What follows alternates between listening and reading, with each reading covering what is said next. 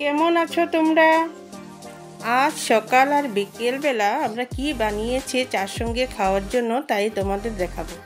আমি স্যান্ডউইচটা বানানোর জন্য একটা ডিম কুড়িয়ে নিয়েছি, ধনেপাতা নিয়েছি, গাজর নিয়েছি, পেঁয়াজ নিয়েছি, বাঁধাকপি নিয়েছি, শসা নিয়েছি।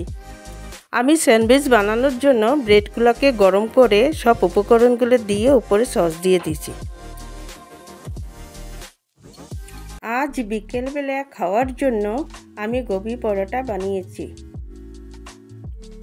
গোবি পরোটা বানানোর জন্য আমি বাঁধাকপি কুচি নিয়েছি, ধনেপাতা কুচি নিয়েছি, আলু কুচি নিয়েছি, গাজর কুচি নিয়েছি, কাঁচা লঙ্কা কুচি নিয়েছি, তাতে নুন দিয়ে হলুদ দিয়ে মেখে নিয়েছি।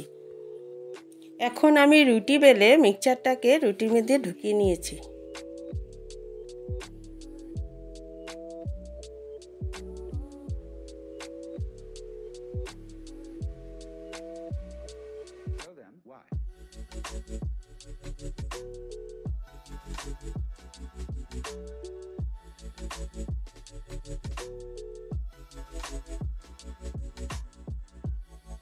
তারপর আমি পরোটাকে রিফাইন তেল দিয়ে লাল লাল করে ভেজে নিয়েছি।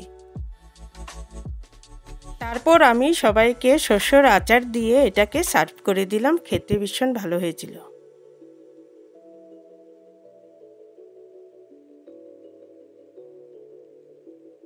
ভিডিওটা যদি ভালো লাগে লাইক, শেয়ার, সাবস্ক্রাইব একটা করে দেবেন।